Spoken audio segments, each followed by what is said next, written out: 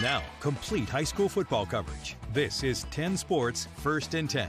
Brought to you by these sponsors.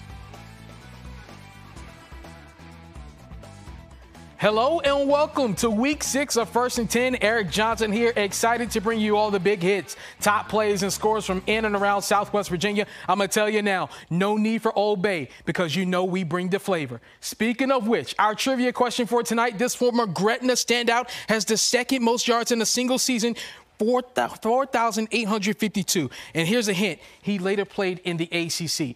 Ponder over that as we move throughout the show. Jasmine and Duncan holding things down on the website. First and 10, all you need to know, keeping you updated with the latest, including our First and 10 game of the week. Piedmont District Flair, GW Danville and Magna Vista enter with a 3-1 record. Both opened the season with losses. 10 Sports' Brooke Leonard spent the night in Ridgeway and has all the latest.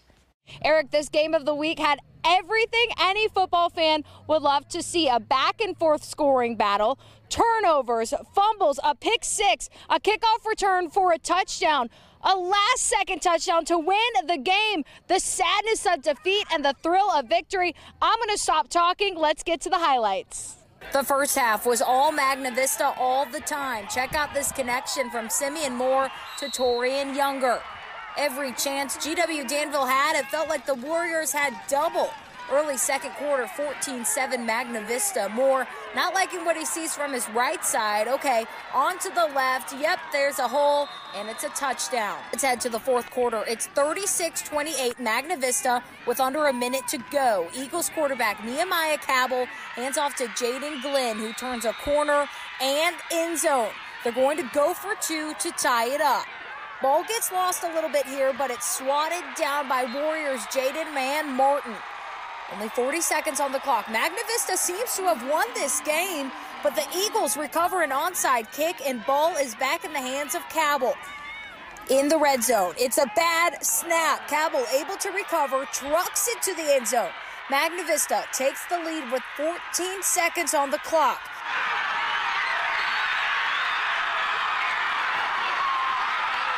Lamarcier Davis with the two-point conversion reception, and it's 42-36 GW Danville. Defense holds the final seconds. Nothing but fight from the Eagles tonight. They get the win. The quarterback, that's like the scariest thing ever. So once the ball rolled past me, I was like, I just got to get on and pick it up and try to make a play.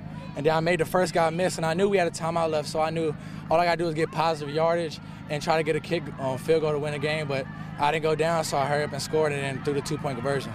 Talk about, don't worry about the last play. You got to move on. You can't do anything about what just happened. So, it was very unfortunate. They went up 2 scores right there. But, we just kept battling. Defense played a lot better the second half, played a lot more physical. All right, and then, offense played good all night. We just didn't get our offense on the field enough. So, hats off to our players and Magna Vista, man. Magna Vista is a very good football team. They're going to go a long way. GW will return home 4-1 to face Martinsville next week, and Magna Vista will host Gretna. In Ridgeway, I'm Brooke Leonard, 10 Sports. What a game. Thanks, Brooke. Let's stay in the Piedmont, where Martinsville was seeking its first district win against Tunstall. The Trojans' lone win last year came against this very Bulldogs team. Let's take you out to the highlights of this one. Pick it up in the second quarter. Tunstall's quarterback Josh Neal dropping back, airing it out to Aiden Totten. He'll gain extra yards before being tackled, but the drive will come up empty. Moss alert, ladies and gentlemen. 30 seconds left in the half. Martinsville's Daviano Lowe rolling out. Heaves it up. Kamarion Puckett almost picked off, but what a catch. Bulldogs missed the extra point, but they go up 6-0. Puckett going to do it again on the ground this time. The ball pitched outside, running towards our cameraman. Connor, watch out, please. He stays on his feet. Puckett does 2, in for 6 more. The Bulldogs roll after Lowe had another passing score, 25-0. That's big for us. Big for us. Last week we laid an egg. Really did. We come out and play flat, turnovers. Today we cleaned up a lot of things. Still got a lot to work on.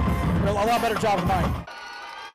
Other Piedmont scores: Bassett over Mecklenburg County 30-13. William Fleming still undefeated and still rolling, 49-0 over Halifax in the Dogwood. Alta Vista over Appomattox County, while in overtime Nelson County overcame William Campbell 50-44. Dan River falling short to Gretna 41-14.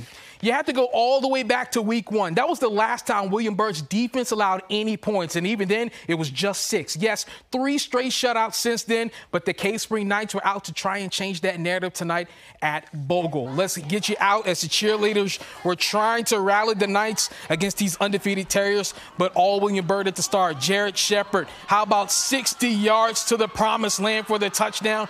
33-0 lead for William Byrd. On the very next drive, it's in Terriers. They're going to get another one. Tate Cox leaps up, pulls in the interception, giving the ball right back to the offense, and they capitalize quickly. Jamez Toller slipping in from 3 yards out. 40-0 is your score. The Knights did avoid the complete shutout. Oliver Layell with a field goal. William Byrd gets the win tonight, 47-3. It's been a rough season so far for Pulaski County, and a bit rocky too for Patrick Henry. But if you know the Cougars, the Patriots, and these coaching staffs, you know that they will not go down without a fight. Always a high-scoring affair. Let's see how this year's edition turned out. Down in Dublin we go. Patriots defense coming up big in this one, stopping quarterback Bryant Nottingham early in the game. They follow things up with a run for a touchdown by Demarion Purdue. How do you do? 7-0 lead. Patriots later in the first quarter taking the ball in again. This is Davion Jurnett getting in for the score. Pulaski showing fight. Sam Carasso bringing some life to the offense, taking the ball up the field. However, PH gets the 24-7 victory. How about Christiansburg standing the NRV, hosting Riverheads, and what a duel this one was. Tied 7-7 at half. This is Xavier Joplin taking the ball up the field to move the chains for the Blue Demons. How about Isaiah Cotto getting in on the action? Hits Jacob Evans. Blue Demons moving the ball again, but they could not score in the second half. Held all the way to the final seconds. A push towards the end zone by Levi Dunlap for Riverheads, and it led to this. With 4 seconds left on the clock, Riverheads 10-7 victory over Christiansburg. And from Thursday night, Salem moved to a 4-2 overall record in the River Ridge. They are now with another victory, 56-6 over Hidden Valley. Titans had a solid opening drive. Jayfon English finding Brendan Rose on the roll, but the Titans were forced to a field goal, blocked and recovered by Jordan McCadden. Kaished Arrington and Josiah Persinger both found the end zone multiple times in the first half. Spartans now on a 3-game win streak. Well, I guess by now there's only one name you can call me, Kirk Cousins, because I only have one question for you. You like that? Well, we've got plenty more. Another edition of the Three Rivers Showdown with undefeated Glenvar and Radford. See if Harry McClure could extend its win streak as they battle for Chiswell. And the Giles Spartans playing for more than just a win tonight in their first home game since the effects of Helene. Plus this. We're the Pulaski County Cheerleaders. Stay tuned for more First and 10.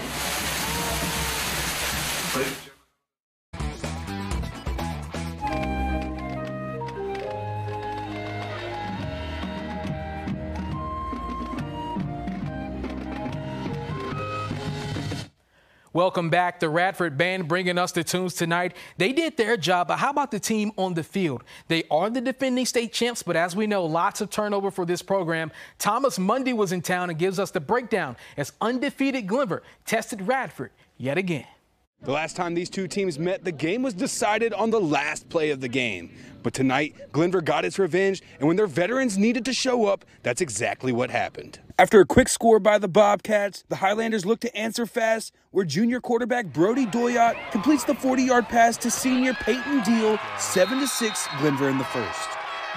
Still in the first, Radford is on the move when quarterback Luke Gaither makes a mistake and turns the ball over for a pick six, extending Glenvar's lead. And in the second, the Highlanders were rolling, and it's Doyot again, finding the end zone for the quick pop pass. Glenvar is up 21-6. Still in the second, the Bobcats are not going away, though, and it's their defense showing up big with a huge pick six going into half, 21-12. And coming out of the half, the Highlanders set the tone with a big sack on the Bobcats. And then it's Doyot finding the end zone again for the dagger. Glenvar wins this one 37-12. They're well coached. They weren't state champs for nothing last year. They have pride, and we knew it would be a battle. I thought it was a really sloppy game. On my part, we got a lot to clean up. I got to do a better job of prepping our kids. Too many flags. Sometimes it just happens. But I'm really proud of the fact that we were resilient tonight. We gutted it out. We made plays when we needed to. Next week, Glenvar is taking on Patrick County and looks to stay undefeated, while Radford will try and right the ship against James River. Here in Radford, I'm Thomas Mundy, 10 News. working for you. Those Class 2 races look very interesting now with Glenver still in the driver's seat for a lot to play for. Thank you, Thomas. Also in the Three Rivers, Carroll County has already matched his win total from the last 2 seasons combined. A home matchup tonight with James River to see if they could keep the wins rolling. Let's take you out to this one in Hillsville. Teams meeting at midfield for the handshake. We got James River receives the ball first, but it's Carroll County's Yusuf El-Alfi picking off the pass from Pierce Woodyard that led to Bryce Smoot finding his main man Mason Crockett crank up the crock pot. 7-0 lead. The Knights would respond. It's Woodyard, the quarterback keeper for the touchdown. 7-6 is the score. Carroll County marches down the field, and guess who it is? Bryce Smoot with Isaiah Easter in the corner of the end zone. Amazing one-handed catch for the touchdown. This was a back-and-forth game. Carroll County would prevail 32-25 over James River. Other scores tonight, Floyd County all over Patrick County, 36-0. And in the VISAA, how about North Cross blanking Hargrave Military Academy? Roanoke Catholic with the road win over Montcalm, 21-14. And SMLCA came up short to Fredericksburg Christian, while the same was true for the Virginia Spartans, 52-16 against Stonewall Jackson. Let's go to Rockbridge County. Raro Little League night as they cheered the Wildcats onto the field as they hosted East Rockingham. In fact, East Rock would have something to say about that. Quarterback Parker Seaver drops back. Xavier Brown runs all the way down to the 4-yard line, and just a few plays later, Seaver taking it in for the 1-yard touchdown, 7-0 lead. Wildcats hoping to get something going on the next drive. Elijah Watkins pitches the ball to Jaden Lehman, gets all the way down to the 46-yard line on an 18-yard run, but the drive would stall. Eagles from the 15-yard line, Seaver to Dean. He takes it in for the score as East Rockingham gets the win tonight, 42-7. Perry McClure has seemed to find some success as they continue a stretch of 4 straight home games. Fort Chiswell in town after picking up its first win of the season last week. Over to Buena Vista we go for this one, and that's the coach Jeremiah Brokenbroth giving his team some last-minute direction, hoping to hold on to their lead. It's Nathan Glass calling his own number, 1-yard touchdown, 28-14 in the third quarter. Blues up. Chiswell on the next drive. Braden Billings throws down the field, ball knocked away. Blues take over. Their defense would play stingy. It's Billings yet again, this time taken down in the backfield by Jackson Brokenbroth. With 1:46 left in the game, Perry McClure dialed up State Farm, Allstate, whatever insurance you got. They got it tonight late in the game. 35-14, Perry McClure with the victory. It's a hard-fought game. Fort Chiswell's going through a rough time right now. Our prayers go out to their families and whatnot, but they showed up to play football. They drove it down our throat the first drive, but, you know, we kept our poise together and stayed focused on what we was doing, and we pounded the rock tonight. And how about another score from the Pioneer District? We have liftoff in Craig County, ladies and gentlemen. The Rockets 49-0 over Phelps out of Kentucky. Bigger than the game, the Giles Spartans were at home tonight for the first time since the effects of Helene left some severe damage to the area. In what's been a rough week, a sense of normalcy as the Spartans community found strength amongst each other. Let's go out to this one as they hosted Eastmont tonight, and the crowd was on hand. A nice one, I should add, as we check out Jalen Baylor. A long run here down the sideline. He gets into the end zone, 7-0. First drive of the game. They sparking early.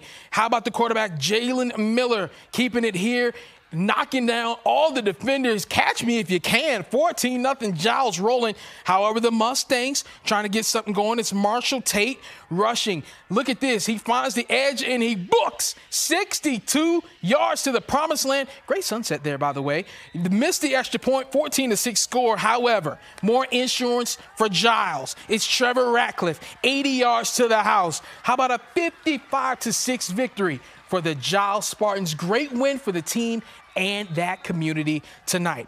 Some scores for you, some updates I should add. Twin Valley, Bland County, Monday, 6 o'clock. Galax, George Wythe coming Saturday at 1 p.m. While over in the Hogaheague, Honaker, 26, Chilhowie, 14. Rural Retreat and Patrick Henry Glade Spring will go tomorrow at 1 p.m. After falling to district foe LCA, Heritage eager to get back to work. A tough Northside squad took its talents to the Hill City coming off of a bye week. Let's see how this one would play out. These two teams ready to get to work, both sitting at 3-1. We're scoreless when Heritage quarterback Aiden Slash is going to go deep to a wide open Emery Kelso. 40 yards on the completion. Same drive, Slash takes it in himself. Look at this, taking on half of the Vikings defense. 5 tacklers, not enough. 14-yard touchdown trot, 7-0 Heritage lead. Same score. Slash runs around, going deep again. His main man, and he's a bad man. Tavion Clark along the sidelines, 38 yards on the diving catch. Slash would run it in again, made it 14-0, and more Heritage. It's Slash to Kelso, 16-yard score. Heritage wins 31-13. Staying in the Seminole District, we got Brookville hosting Franklin County. October means 2 things: breast cancer awareness and trick-or-treating. Bees fans brought the awareness, players brought the tricks. Up 17-0 in the third. Bees punter Trey Davis, the fake punt on 4th and 2. Lincoln McDaniel down the field, and now the treat. McDaniel himself pumps once, chucks it to Trevor Johns, who makes a great adjustment on the ball. 24-0. The Bees are buzzing. What's up, bro? I see you. Eagles trying to rally late. Winston Davenport to Dalen Muse, 15 yards down the field. More Eagles. Davenport to Jacob Mullins, 35-yard touchdown, 4th down to get the Eagles on the board. Brookville would win this one 24-13. Another similar score for you. Amherst County all over Harrisonburg tonight, 69-0. Switching gears to college, Virginia Tech taking a business trip to Stanford this weekend, ready to turn the page. While the logistics for the trip are a bit different, long plane ride, adjusting to a new opponent, the Hokies are eager to play. The Cardinal offers different fronts defensively, ranking 8th in the nation in rush defense, but Tech feels it can still have success, starting with running the ball. Start out with the game plan, have a tight game plan, a sound run game, and after hitting the run game, be able to hit our wide receivers and just building off each other. Coach Bowen talked about it's not about moving mountains in this game, it's about moving pebbles and having that fine needle just getting improved. It's just extremely important. We got to go out there, start fast like we did against Miami, and just play hard like the same way we did against Miami. We just got to go out there and play the way we can play. Saturday will be Stanford's first ever ACC home game. They're 1-1 in conference with a win over Syracuse and a loss at Clemson. Kickoff set for 3:30 Eastern. And on the way out, the trivia answer. The former Gretna star that stands as 2nd on the career yards list for the VHSL, the one and only Vic Hall. Thanks for the all-around support from teams, coaches, you the fans. We'll see you next week for Week 7.